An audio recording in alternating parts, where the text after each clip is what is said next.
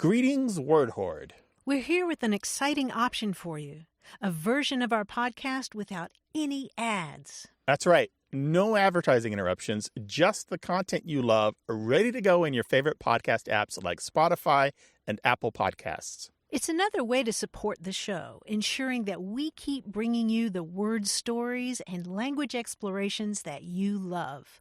Try it at waywardradio.org/ad-free. And it's affordable. For just a small subscription fee, you can enjoy A Way with Words uninterrupted, except by us. Plus, it makes a great gift. Know somebody who loves language as much as you do? Give them the gift of words. Easy to sign up, easy to enjoy. It's the same A Way with Words, just streamlined for your listening pleasure. Go to waywardradio.org/ad-free. Support us, support the show, and enjoy an ad-free listening experience. waywardradio.org/ad-free. Thank you. You're listening to A Way with Words, the show about language and how we use it. I'm Grant Barrett. And I'm Martha Barnett. Suppose you overheard some people talking excitedly and they're using terms like LYS and frogging and squishy mail. You might wonder what they're discussing. We received a great email from Alan Wise of North Dallas, Texas. She hosts the podcast called Sal and Al, the Wool Slayers, and it's on YouTube, and it's all about knitting. And she shared some of the terms that are widely used in that community, like, for example, LYS stands for Local Yarn Shop. That's one of those independently owned stores rather than a big box store, which is a very important part of many knitting communities. And then I mentioned frogging, which is when you knit something and it's not right, and so you start pulling it apart. And that's called frogging because, you know, you rip it like a frog. Rip it. And then squishy mail is when you receive yarn in the mail. The package isn't rigid and therefore it's squishy. So people get all excited about squishy mail, M-A-I-L. It's a present that you give yourself. You forget what you ordered. Yeah, right? And then you put that in your stash, which is your yarn that's currently not in use on a project. You have to say stash in a hushed voice, I think. Do My you? stash. There's a certain reverence when people talk about their stash. Oh, for sure, when it comes to knitters.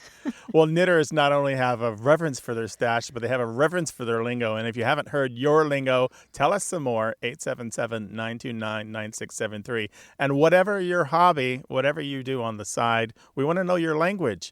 Send it to us in email, words@waywardradio.org. Hello, you have A Way with Words. Hi, this is Tony from Fort Worth. Hi, Tony in Fort Worth. How you doing? Doing well. I went to a restaurant the other day, and I noticed when I made my order, the server responded with perfect instead of okay or I got it or something like that. So it sounds like the definition of the word perfect is changing. Talk us through this. So you're in a restaurant, you place an order, and the person that you're talking to says perfect back at you. That's right, because I'm pretty confident that my order of chicken fajitas isn't the perfect order. Wait. Tony, I want to tell you a little story. When I go to my doctor's office, every single time, everybody there says perfect at least once. The receptionist says perfect. The lab tech says perfect. The nurse says perfect. You know, I give them my name and they say perfect. And, they take my blood pressure. Perfect. And they say perfect so much that the last time I went to the doctor, I counted up 14 perfects. Now, Grant and I were giving a talk at a conference in Oregon, and I started talking about this again and going on and on about how I'm hearing perfect so often and it's really bothering me. And he pointed out to me that on this show, we always talk about not complaining about other people's language. And he pointed out that I was complaining about other people's language. I was being imperfect. Martha. So I had... So yes. that was my exact reaction. My original reaction after the first 4 or 5 times I heard that was to be annoyed. And I thought, Martha and Grant said, don't be annoyed, be curious. So that's why I called. But Martha, you're at the hospital, you're at the doctor's office, and they tell you you're perfect, And you're annoyed by that? Come on, you're perfect. Well, my name is perfect. My social security Your number blood is pressure perfect. is perfect. Your height is perfect. Your age is perfect. You're perfect. The date for my next appointment is perfect. Tony is perfect. Listen to him. He sounds perfect. He is. There's something else happening here, though, Martha, isn't there? I mean, once we get past our initial, like, oh, wait a second, this is happening too often, that initial, like, wait a second, I'm sensing a trend here, we know as linguists that something else is going on. Well, sure. I mean, perfect doesn't necessarily mean in those contexts the kind of definition that you'll see in the dictionary, like characterized by supreme moral or spiritual excellence, or virtue, you all or over. righteous, or holy. That's those immaculate. fajitas all over. But yeah, I mean, it serves a function. It's a semantic element that serves a function, right, Grant? That's right. What's happening here isn't a factual exchange. It's an emotional and social exchange. What we take away from it is a feeling and a sense that two people did what society requires them to do, not that we traded information. And, Tony, what's also interesting is that I've talked to people at my doctor's office about that. I've said, do you realize there's a virus going around this office? And I'm certain that they often do not know that they're using it. They say, what? I say, perfect? Yeah, you've said it 5 times. And so I think people aren't even aware that they're saying it. And I know I've started picking it up. And I've also noticed that when people reply to me in email with perfect, it doesn't bother me as much. So, I mean, I think as Grant said, it's an element of communication and doesn't necessarily mean you just can't take the word too seriously. You're right, Tony. Don't get furious, get curious. Yeah. So go. Here's the field work for you, Tony, and for everyone else. If we examine all the times in our lives that people say something automatic that on the surface sounds odd in these commercial exchanges, we'll find that nearly all of the time that they don't really mean to convey factual information. Yeah, along the lines of how are you? Yeah, exactly. You probably don't want the whole story, right? But humans, as social animals, have these rituals of exchange. And what they're doing is doing what society requires, is participating in these rituals of exchange. There does not need to be information passed in those rituals. There does not need to be. And perfect is not being the idea that anything was perfect is not being transmitted. Well, all that's being transmitted is the concept that something was acceptable. That's it. That's the only information that's being passed there. That was acceptable to me, sir. Thank you for your order of fajitas. All right. Well, so I don't have to embellish the word perfect when I actually mean perfect. Well, there is a reports of this happening in the UK as well. So it's not only in the United States, but in the United States, we do have a hyperbolic culture where we reach higher and higher for more extreme forms of adjectives and adverbs and exaggeration and overstatement. So I suspect that beyond perfect, we're going to go for something even more exaggerated soon. It's going to be, I don't know what it'll be, but something beyond perfect. We'll see. So, Tony, this has been an awesome call. That has been superluminary, Tony. Thank you very much. The pleasure, I'm sure, is all mine. Yes, sir. Thank you so much for your call. We really appreciate it. Thank you. Bye-bye. Take care of yourself. Bye-bye. Bye-bye. We'd be perfectly delighted for you to give us a call, 877-929-9673, or send us an email, words@waywardradio.org. Hi there, you have a way with words. Hi, this is Joan from Buffalo. I have a question about the word zhuzh. Hi, Joan from Buffalo. Zhuzh, like zhuzh and outfits? Yeah, zhuzh and outfit, exactly. My sister and my sister-in-law and I, we love looking at the red carpets. And so we make these kind of photo accounts, and then we comment on them together. And I have been trying to spell the word zhuzh in these comments so many times, and I can't do it. So set this up for us. Somebody's on the red carpet, and they're like 99% of the way there. Their outfit's amazing, but they just need a little tweak. And you say they need to zhuzh it up a little bit. Yeah, they need to zhuzh it up. Means they need to fix it a little bit. Yep. I think I counted once 40-something spellings of zhuzh before it really settled down. Way. But it took about 50 years for its spelling to settle down.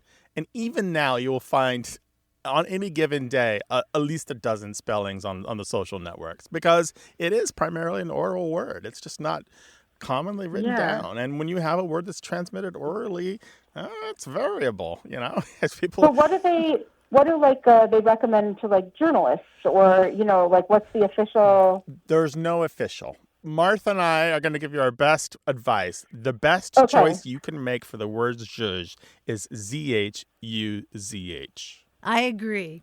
zhuzh. Yes. Okay. And that's the one that is most common, and I think it's listed first in most major English dictionaries. Okay. It's actually in dictionaries. It is now. Yeah, you'll find it in most mainstream English dictionaries. But I want to tell you the story of the word while I have you here, Joan. Sure, okay. So it comes to mainstream English from the London theater, entertainment, and fashion worlds of the 1940s to the 1960s, where it was part of a jargon called Polari, P-O-L-A-R-Y. I know Polari. All right. And you do know Gay Polari. slang. Yeah, it was a gay slang. Well, it was also other slang, but the gay people used it a lot because gay people are in those worlds, theater, entertainment, and fashion, right, in London. But before it was that, it was a trader's jargon, or a cant, based in large part on Italian and Romani, an Indian dialect, which itself spun off into a bunch of subdialects. And Romani, interestingly, in a variety of its dialects, has a variety of words that sound quite a bit like zhuzh, that mean to clean. So we think, linguists and lexicographers, that zhuzh might come from Romani. We're not 100% sure. There's not enough evidence. We're always looking for more, but there's a really good chance that zhuzh comes from Romani. However, how did that word go from there to here? Well, there was a BBC radio show in the 1960s called Around the Horn, which featured two characters called Sandy and Julian, who, if you listen with the modern ear, give off gay vibes. And their patter, their lingo, was stuffed with Polari words. Words like drag, words like camp for excessive or showy, and words like zhuzh. So those two characters on this BBC radio show kind of launched zhuzh into the English language, and here we are using it now. I wonder if that's why I use it a lot, or want to use it a lot, because I'm a huge fan of drag. I've watched every season of RuPaul's Drag Race since the beginning. I think they use it on the show, and it's just become part of my lexicon. Yeah, that's part of it. Also, the first run of Queer Eye for the Straight Guy was a big launcher of the word zhuzh. Thank you so much. I'm elated to find out that it is glad to help. A Polari word, and I can't wait to look more into the Polari words that have made it into my lexicon. I'm going to have to do some research. Look for Paul Baker's books. I think one of them is called Fantabulosa. And he's written all about the language, and it's fun stuff and very well researched. Well, I'm a librarian, so I can get that pretty easy. There we go. Perfect. All right. Take care of yourself. Thank Joan, you so thanks much. for calling. Thank Bye-bye. you so much. Bye. Bye-bye. I got to find that. And you can find all kinds of ways to reach us on our website, waywardradio.org/contact.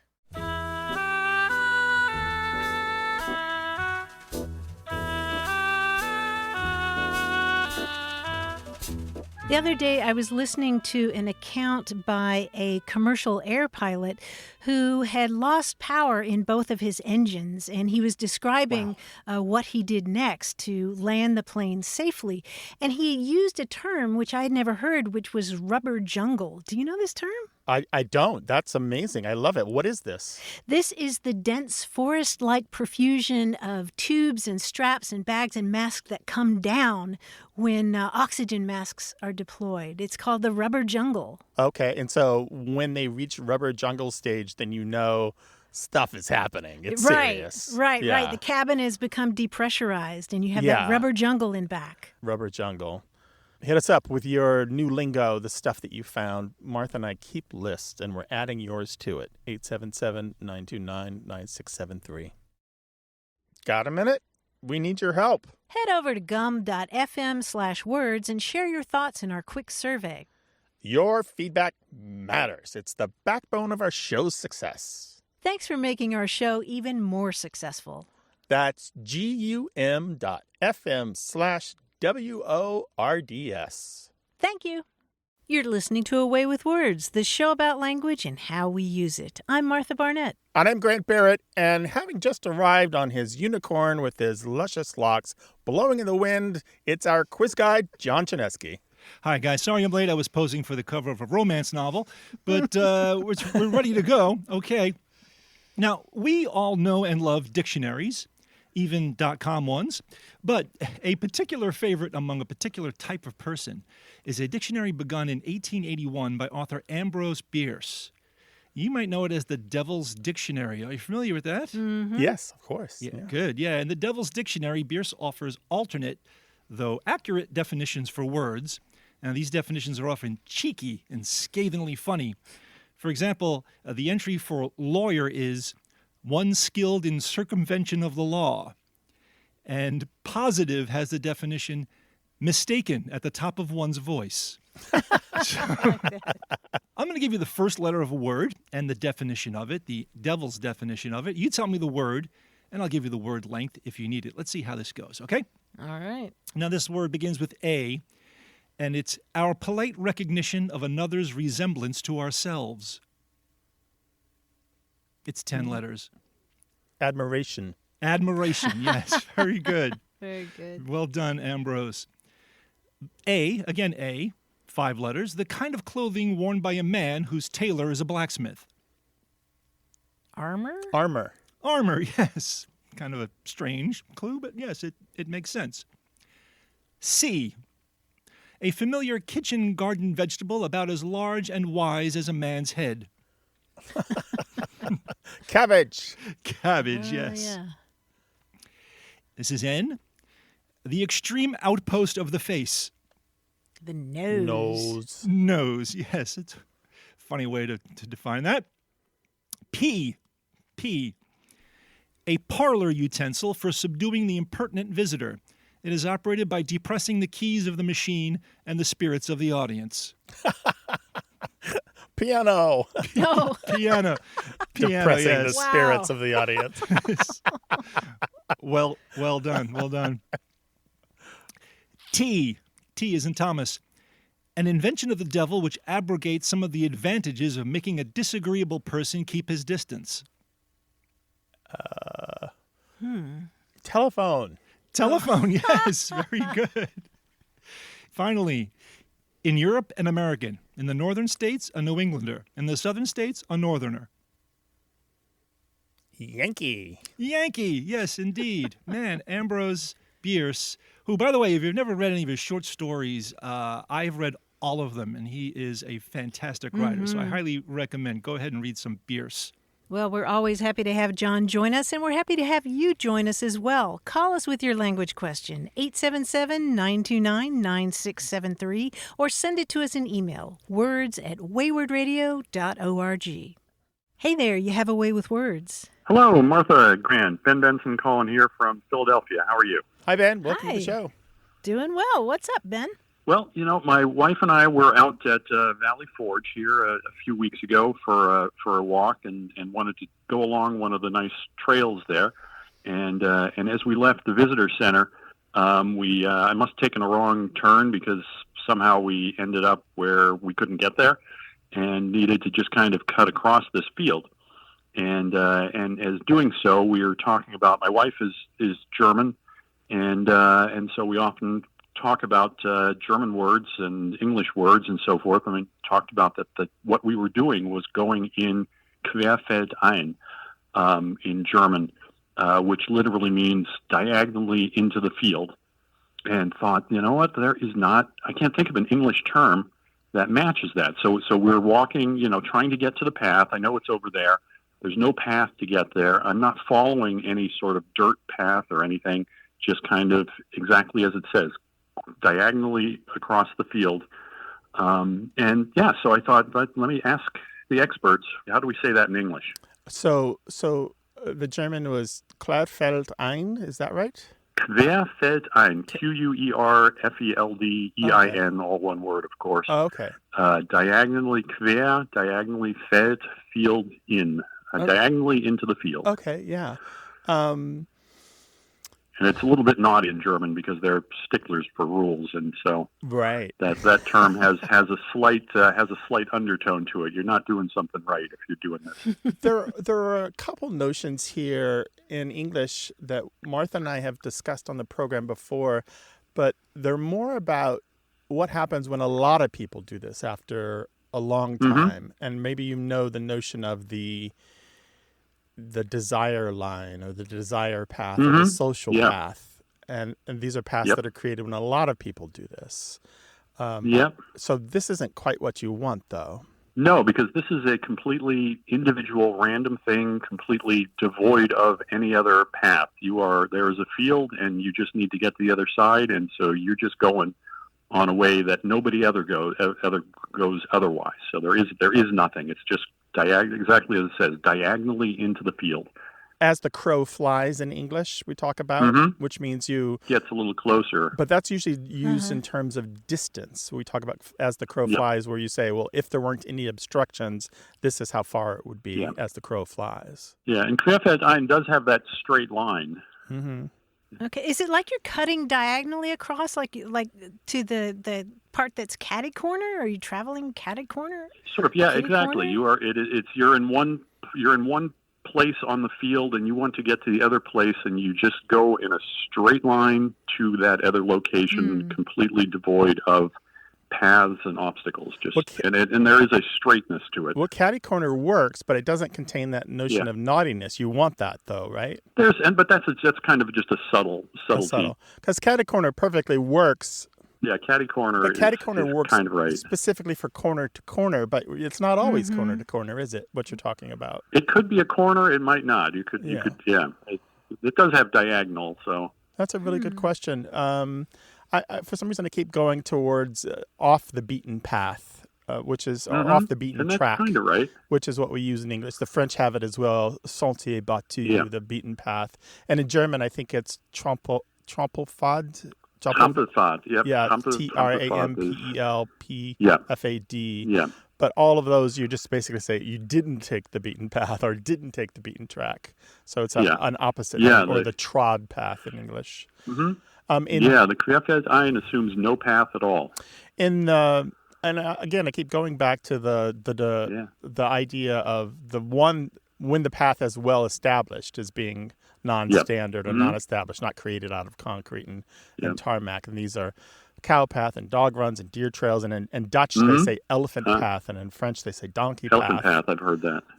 But again, I don't know. This is one I think we're going to have to toss out to the listeners and see if people have an idea. I'm thinking that there's some term in orienteering when you're not hiking along the usual trail. You're looking at your compass and you see a point in the distance and you just go to it. You just go. And I'm blanking on that's what ringing it is. A bell, Martha. But I'd have to dig for it. Yeah, that's ringing a bell, and I'd have to dig for it, and it's going to be beyond the time I have at this moment. Okay. Well, somebody's going to let us know. They will absolutely. That's the concept. That sounds promising, you're in one right? place.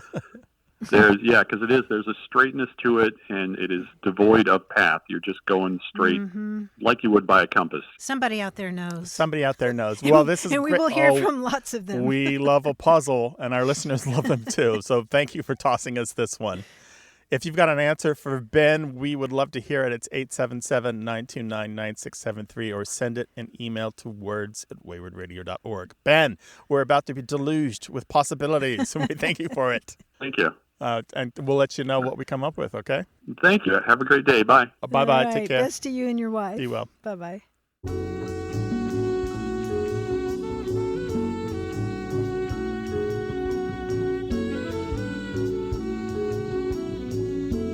Grant, you know those annoying add-on fees that you don't come across online until you're almost at the end of your transaction? Maybe it's extra money for checked luggage if you're booking an airline, or seat selection. Yeah, handling, or facility fees if you're renting a car, or, different fees for concert tickets. I'm looking at you, Ticketmaster, whatever those 9 fees are that are mysterious. I was reading about an airport in Venezuela that actually charged customers a fee several years ago to cover its ventilation system, and people were joking that was a breathing tax. If you went through that airport, you had to pay a breathing tax. Well, this is a lucrative practice. In fact, in 2023, I was reading that airlines raked in $33 billion from extra baggage fees. And what I didn't know was that in the industry, this practice has a name. It's called drip pricing. That drip word has done a lot in marketing and sales. Drip has become a kind of an add-on word for anything that slowly increases revenue. Oh, is that right? Yeah, I and it didn't also know slowly that. increases consumers' attention. So there's drip marketing, where you drip emails and texts and other bits of marketing to somebody, where you don't hit them over the head at once with your message. Oh, interesting. Yeah. Oh, I knew about drip pricing, but not drip marketing. Oh, yeah. I just found a drip pricing in my bank account where somebody has been drip charging me for a service that doesn't even work anymore. And does anybody say I like your drip anymore? I don't think so. They do. Yeah, Do you've got mad drip, Martha. You haven't seen me lately, have you? Well, come see our website at waywardradio.org, where you'll find all of our past episodes, and you can subscribe to our podcast, where you can listen to all of our past episodes on your phone or your tablet and on your desktop computer. You can also contact us from our website from any device. That's waywardradio.org. Hello, you have a way with words. Hello, Grant. This is Juanita Winter from Carolina Beach, North Carolina. The word I have is mammock, and it means to, the way we use it, it's used to really foul up something. And I have heard it on the coast, but my mother's from the Piedmont section of North Carolina, and I've never heard folks from the Piedmont use it. And I know what it means, but I don't know, the etymology of it, if there is one. What can you tell us about your family use of it? How did it come about? What do you remember about it? Well, my grandmother, and I guess my dad too, if something went really south, really wrong, they would say, I just mommicked that up, using the past tense of mommock. Yeah. So like you're cooking dinner and you just make a mess of it. You mommicked it, right? Or you mommicked it up. Right. Exactly. Okay. Yeah, this is a word that you will hear a lot in the Outer Banks and Ocracoke and places like that. And it's spelled a number of different ways, M-O-M-M-I-C-K or M-A-M-M-O-C-K, mammock. Mammock is an old word that means a fragment or a torn piece of something as a noun. And as a verb, it means to break or tear. And in fact, in Shakespeare, one of the characters talks about mammocking the flower beds, decapitating the flowers with lashing blows, leaving petals flying in his wake. So mammocking is really, mammocking is really messing something up. And so if you're mommicked or you're mammocked, you're bothered or you're frustrated or exhausted or something has definitely gone wrong. Yes. That is so interesting. Yeah, isn't it? And actually, if you want to mommick somebody in the Outer Banks, you can mumble-squibble them. I don't know if you've ever come across that term. But in that part of the country, mumble-squibble is a local word for giving noogies, when you give somebody's scalp a knuckle rub. Yes. Oh. You can mommick somebody by mumble-squibbling them. So you confuse them by giving them noogies. Yes. That's wonderful. All right. Thank you, Juanita. We appreciate it. Take care of yourself. Call us again sometime. Bye-bye. Bye. All right. Thank you. Take good care. Whatever little mammocks you'd like to discuss, this is the place. 877-929-9673. Or put your mammocks to keyboard. You can send them to us in email, words@waywardradio.org. Hello, you have a way with words. Hi, it's Mark. Hey, Mark, where are you calling from? I'm in the Madison, Wisconsin area. Welcome to the show, Mark. What can we do for you? We were going to talk about yuppies today. I was talking with a guy that I work with, and he's about in his early 30s, and he was telling me they just bought a new house, and they bought 2 new cars, and he's going back to school for his master's, and his wife has a good job, and so I said, "Oh, you're yuppies then?" And he looked at me like, "What's a yuppie?" Oh, he really didn't know the term? No. Interesting. No, and I work for a kind of a high-end restaurant on the weekends is where I know him from, and it's an older crowd because it's a pretty high volume, pretty intense place, and And it's for a Western, it's older people, 30s and 40s for Westerns. But started asking around, other people, maybe about a dozen people, and only one other person knew what a yuppie was. I thought, isn't that interesting? Nobody knows what a yuppie is in this next generation, previous generation. That's so people in their 30s and 40s don't use, as far as you know, the term yuppie. Right. He did not know. This one guy, he was probably 40-ish, and he said, yeah, my mom and dad used to talk about yuppies, but I really don't know what it is, but I've heard of it. It has fallen out of favor. If you look at, there's a website called Google Ngrams, which is more or less reliable for some things, but it tracks the use of words and phrases in books. So it's a very select group of texts, but for this purpose it works, and it shows that yuppie peaked around 1990, and the use of the term has been on decline ever since. So that's around 30 years.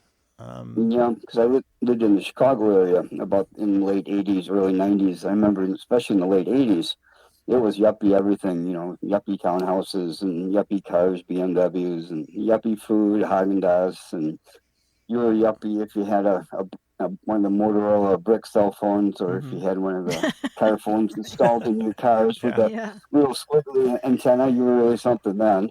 So, but that's interesting because yuppie first appeared in Chicago Magazine in 1980, as far as I know. Huh, that's interesting. Yeah. So, but it quickly spread to the whole rest of the country because it really kind of put this idea in place of these young urban professionals who had two incomes and had this demonstrative way of showing off their incomes. Well, I thought it was kind of interesting, too, that it came and went so fast, like as I was trying to relate it to hippies, which is predates yuppie by a long time. And I still meet, people in their 20s today that still relate to being hippies. And that kind of stuck around. Yeah, hippie is older. It appeared around 1948, and it had a peak around 1970, and really dropped in use by 1983. But then around 20 years later, in 2013, it had another peak, although it has been, again, declining ever since. But hippie has had this kind of second wind, the second life. But language is like fashion and jokes and contagious diseases. It has the same kind of lifespan as anything that humans pass around on their social networks. It goes in and out of fashion. Sure. Well, Mark, thank you for musing with us on the lifespan of these words, yuppie and hippie. This has been a real interesting thing to think about. But yeah, they definitely have a birth and a slow decline into oblivion. Most language just doesn't persist. All right, well, take care of yourself. Good luck in the restaurant business. Great, thanks. All right, take care. Take care. Bye-bye. Bye-bye. Bye-bye. Do you still use the word yuppie, or do you use a different word to describe the kind of person that Mark's talking about? Let us know. 877-929-9673.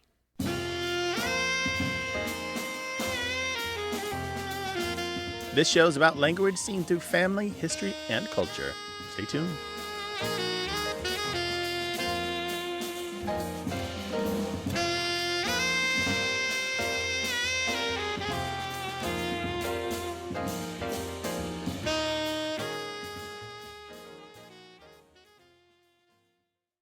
Hey, we've got something special for those of you who love our show but could do without the ads. That's right. Imagine a way with words, the same engaging conversations, the same deep dives into language without advertising interruptions. We're talking about our ad-free podcast feed. It's sleek, clean, and it's just for our supporters. It's at waywardradio.org/ad-free. It's inexpensive, easy to sign up for, and works with all major podcast apps like Apple Podcasts and Spotify. It's an affordable way to support the show and get a seamless listening experience. And if you're feeling generous, why not give a subscription to another Away with Words fan? That's waywardradio.org/ad-free. Sign up today. Your support means the world. waywardradio.org/ad-free. Thank you. You're listening to Away with Words, the show about language and how we use it. I'm Grant Barrett. And I'm Martha Barnett. From time to time, we ask you to share the specialized vocabulary that you use in your work environment, your hobbies, those places you spend most of your time. And that prompted an email from Brother Abraham Newsom. He's a monk at the St. Gregory's Abbey in Three Rivers, Michigan. That's a Benedictine monastery in the Episcopal Church. And he shared some language that gives you kind of a sense of the fabric of daily life there. And there are three terms that I want to mention. The first one is corporate prayer. Now, that might conjure a particular image in your mind, but in a monastery, the monks gather for 7 times a day to pray as a group. And that's called corporate prayer because they're praying as a body, as opposed to the private prayer they do when they're going about their daily chores. And they rotate the assignments doing those chores, and they also take turns being the cantor in the monastery church.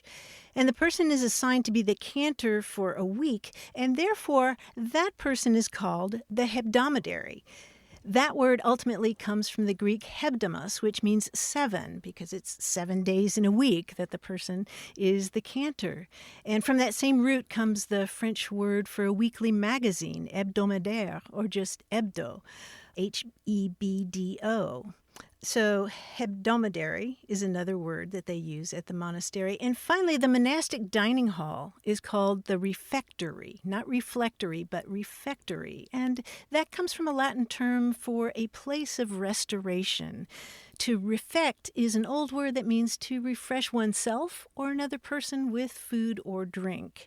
And one other thing I want to add about that is that meals at the monastery are silent, but each week a different person is assigned to read aloud a book while other people eat. And it's a really cool practice. Their reading list is really extensive and wide-ranging. I want to read all the books on the list that he sent me because they include things like a history of women in astronomy and space exploration, weapons of math destruction, how big data increases inequality and threatens democracy, and Yiddish, a biography of a language, books by Atul Gawande, the surgeon who writes for The New Yorker. It's just, I think that would be such a lovely thing. You have all this meditative time at the monastery doing your chores, and then you gather together with other people and you sit there and eat, but you listen to somebody read a wonderful book.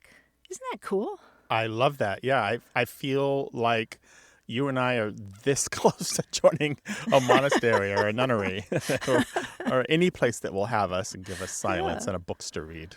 Yeah, or at least drop by for a couple of meals. Right, absolutely. Is refectory related to confection or confectionery?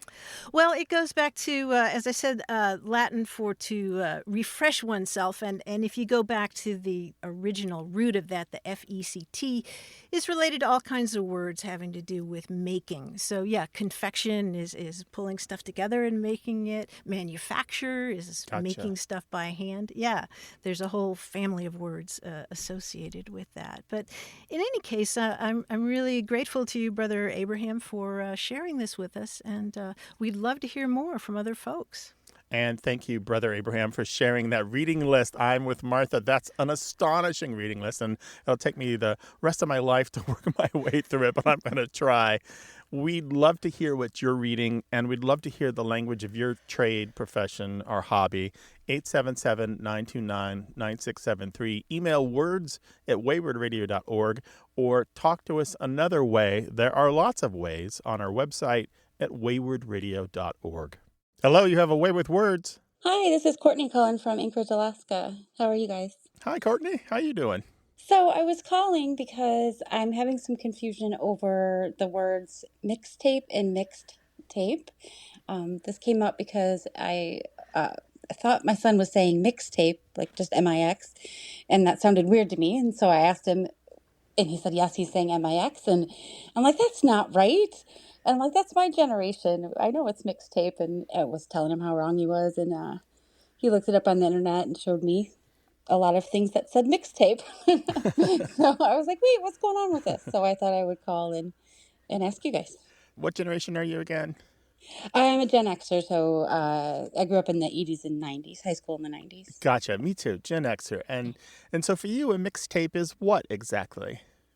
So a mixtape would be like you want to get your favorite songs on one tape. So you listen to the radio when I was younger, and then later on you had your CDs to record. Anyhow, you just get your favorite songs, make a mix of them, and have that tape for yourself or for your crush that you give it to, and feel embarrassment about later. Or when you're driving around with your friends, you put on your mixtape just to show that you have really good taste and you want everyone to go, wow, yeah, that's a great song. And you kind of feel good about yourself, right?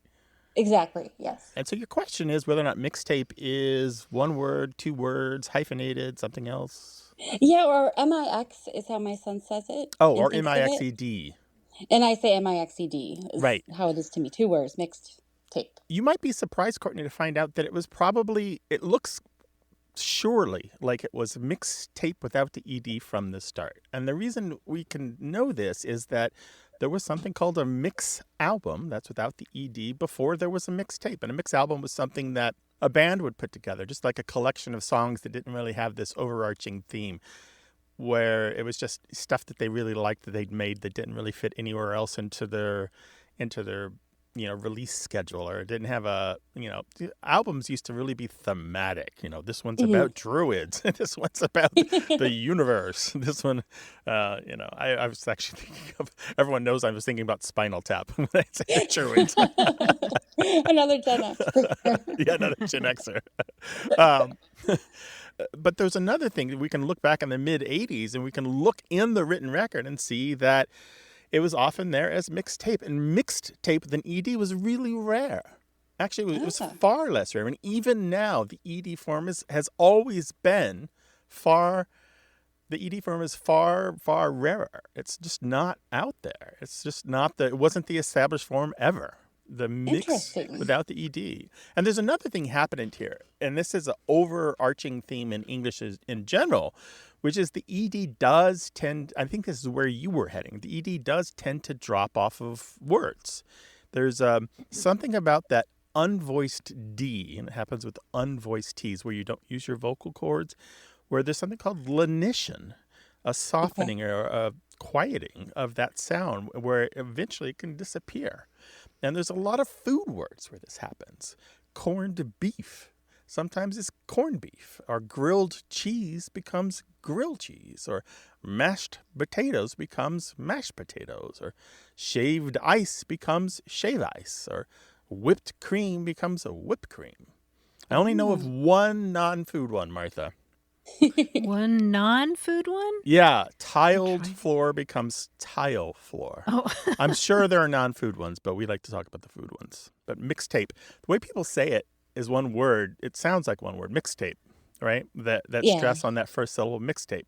To me, that says one word. What do you think, Martha? I agree. And that's how I would write it, too. MIXTAPE, mixtape. People don't say mixtape. They say mixtape. Yeah, and I think, if you're using just the MIX, it does look cooler if it's just one word. Mixtape. But do you make mixtapes for your son or for your the sweeties in your life now? Oh, I make playlists for them, and I'm really happy to say that they appreciate all of the 90s and 80s music that I like. So my son has been into that too. He's 17, and so he's been playing Pearl Jam in the car. I was like, "Whoa, what's happening here?" So for him, this stuff is he loves it, and I'm like, "Okay, I can dig this. This is nice." That'd be like me playing the Elvis in the car when I was his age. Exactly. Yeah, my youngest son had a Smiths phase. And both of them love Nirvana, so of course. That makes me very happy. All right, Courtney, thank you so much for your time, and enjoy your music, and we'll talk to you again sometime soon, all right? All right, thank you both. Thanks. Take care of yourself. Bye, Bye-bye. Courtney. Bye-bye.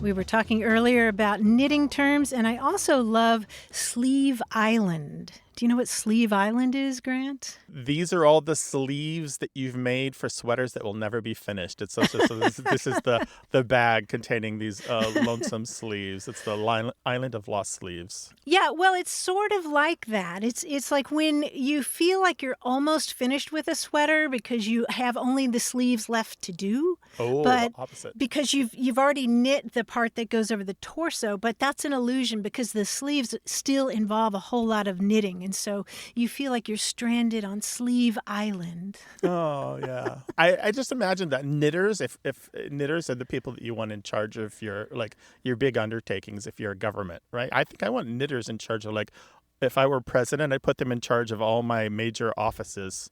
Because people with patience, right? Perseverance. Right. Who get things done, right? Department of Homeland Security, there's a knitter. The State Department, a knitter. Put knitters everywhere.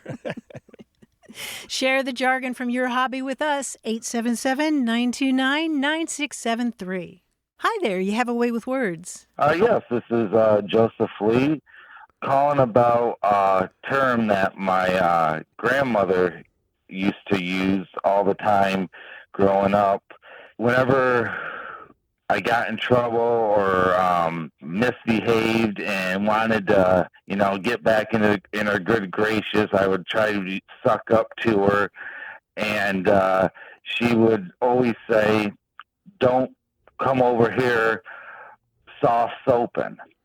I just always wondered where that term started from, where it came from. Joseph, that's a really good one. Where was your grandmother from, and are you from the same place? Yes, Knoxville, Pennsylvania. Soft soap for a long time has served as kind of a luxuriating kind of soap, a lubricating kind of soap. And as early as the 19th century, people were using the term soft soap to mean flattering somebody or, treating somebody deferentially, doing all the kinds of things that you were trying to do to get back in her good graces. Telling somebody what they want to hear. So it's been used metaphorically in that way. And for a long time, we've seen expressions like somebody's pouring soft soap down somebody's back or somebody's pouring soft soap into somebody's ears. So it has to do with, I guess cleaning things up, but also the softness there is key. Right. But also because it's kind of oily or unctuous, which is not necessarily a pleasing feeling if you're maybe even greasy, which is something reprehensible. Yeah, I guess so. If you have that poured down your back and you didn't ask for it. Yeah. There are related terms, like you might also say, don't give me all that lather, which means it's just a lot of bubbly talk without much substance to it. And it's related to soft soap. Okay, yeah. So it sounds like you got pretty good at that. I was excellent at it, absolutely. Joseph, we appreciate you sharing your memories and your spending time with us. We appreciate it very much. Thank you. I appreciate you having me and taking the call. Thank you. Take care. You too. Thank you. Bye-bye. Okay. Bye, Joseph. We're having good, clean fun here on A Way with Words, and you can join in. Call us, 877-929-9673.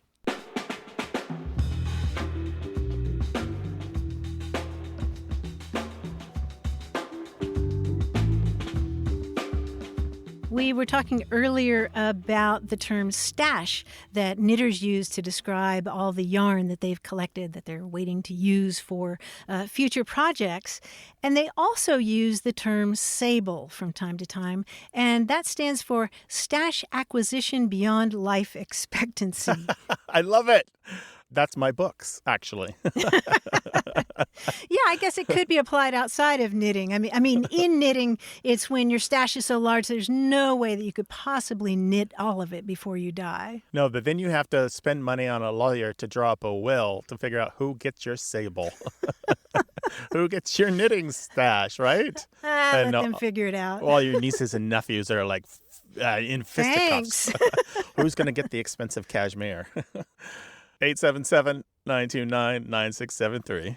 Hello, you have a way with words. My name's Ed Molesky. I'm from Jacksonville, Florida. Hi, Ed. Welcome to the program. Quite a few years ago, back in the 70s, I worked in a paper mill in Ohio, and our plant engineer was a real Louisiana gentleman. And he had a couple of phrases that I had never heard before. One of them was, if he wanted somebody to change their opinion to his way of thinking, he said, we need to bring them to the lick log. And I know a lick log is a source of salt for animals. I used to have horses, so but I don't understand how a salt lick is linked to changing someone's mind. So you know all about these already, and you know about lick logs themselves, which are these felled trees that ranchers would cut slots into, and then they would fill those slots with lickable blocks of salt, right? Yeah. That's a lick log. Yeah. And so it's pretty straightforward. It just means if you're coming down to the lick log or you're coming up to the lick log, you're coming to the place where the whole herd gathers, because the whole herd is going to want to come and lick on those salt blocks that are in the lick log. Okay. And of course, they put those out there because cattle and horses need salt and other minerals. And so if you're coming down to the lick log or coming up to the lick log, then you're at a gathering place. You're at a meeting place. And a lot of times, I'm interested that he was from Louisiana, because I associate this a lot with Texas as well. You'll hear Texas lawyers say, "We're getting down to the lick log," meaning they're getting down to the very point in negotiations where maybe everybody will be happy. All right. Well, thanks so much. That helps. Well, sure. Our pleasure. Thank you for calling us. Call us again sometime and take care of yourself, all right? Bye. Bye, Ed. We'd love it when you pull these expressions out of your own life. Work, home, school, wherever. 877-929-9673. Email words@waywardradio.org. And talk to us on social media. All of our addresses and handles are on our website at waywardradio.org.